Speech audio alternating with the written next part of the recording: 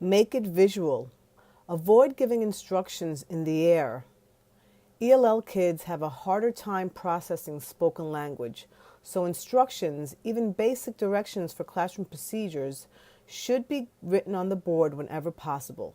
Challenging concepts should be diagrammed or supported with pictures, and modeling the steps of a process or showing students what a finished product should look like can go a long way toward helping students understand. Sometimes showing our students what to do is all they need in order to do it. Not only will this kind of non-linguistic representation improve comprehension for ELL students, it will help all of your students grasp concepts better. Number 2, build in more group work. Kids aren't just empty glasses that we pour stuff into and then at the end of the day they dump it back onto a test. If you really want the students to learn, they've got to be engaged. That means less teacher-led whole class instruction and more small groups where students can practice language with their peers in a more personal, lower risk setting.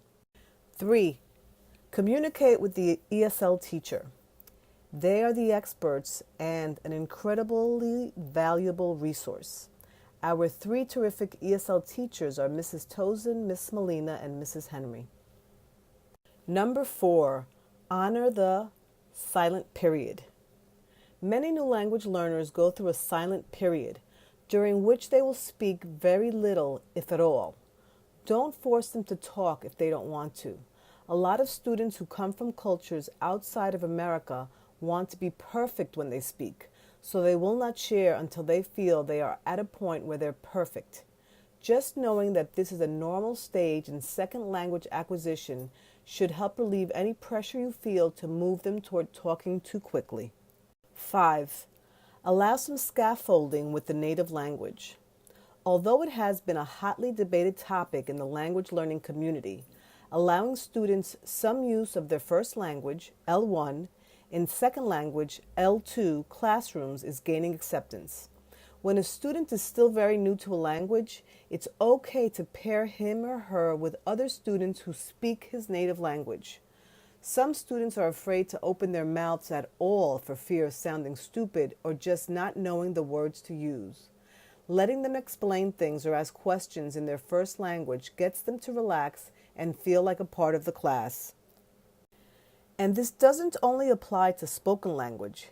If you give students a written assignment, but the ELL student doesn't yet have the proficiency to handle writing his response in English, don't make them just sit there and do nothing. Allow them to write in their first language if they're able. This allows them to still participate in journal writing or a math extended response, even if you can't read what they write. There has been some evidence that allowing second language learners to pre-write and brainstorm in L1 results in higher quality writing in L2 in later stages of the writing process. Number 6, look out for culturally unique vocabulary. For most of these kids, their background knowledge is lacking, especially with things that are unique to American or Westernized culture. It's important to directly teach certain vocabulary words. Show them videos of what it looks like to toss pizza dough. Show pictures of a jukebox or a clothing rack, things that are not common in their own language. One way to differentiate for ELL students is to consider the whole list of terms you're going to teach for a unit. And if you think an ELL student may be overwhelmed by such a long list, omit those that are not essential to understanding the larger topic at hand.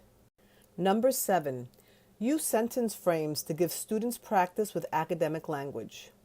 All students, not just English language learners, need practice with academic conversations. Sentence frames, partially completed sentences like, I disagree with what blank said because, show students how to structure language in a formal way. Keep these posted in a highly visible spot in your classroom and require students to refer to them during discussions and while they write. For this kind of language to really sink in, it has to become a regular part of class. They won't do it if it's not the norm in the class because they'll be embarrassed to use it among their peers.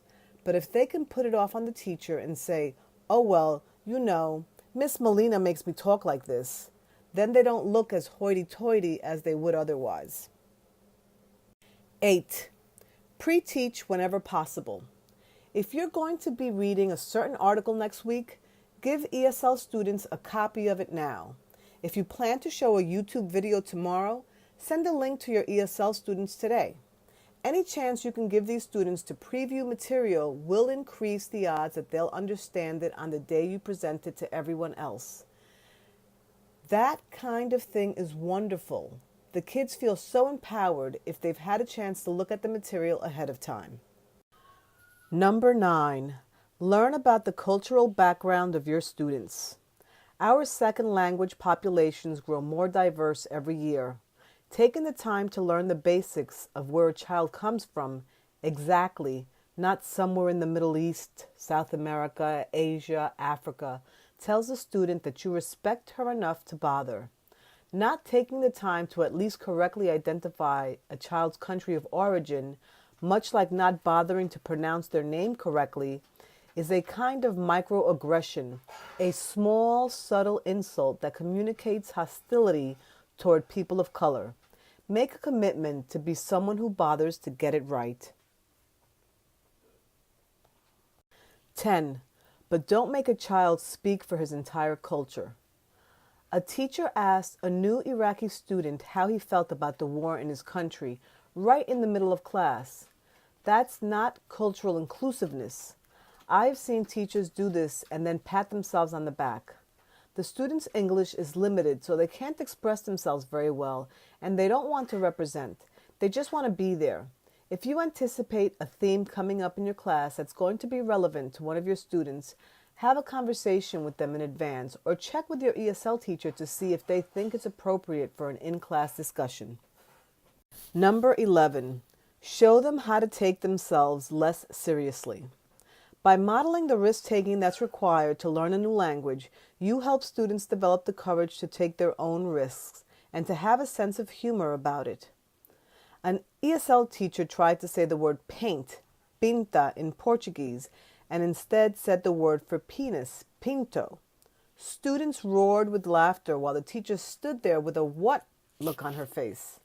When they explained what she'd said, she laughed so hard. She told them that laughing was fine because sometimes mistakes are really funny, but ridicule is never okay.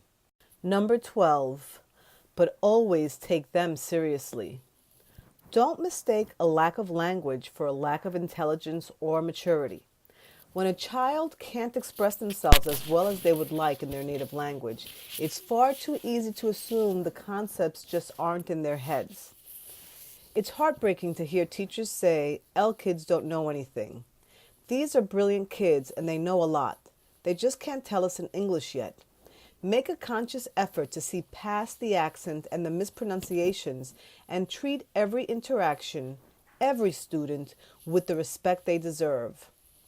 They're doing twice the job of everybody else in the class, even though the results look like half as much.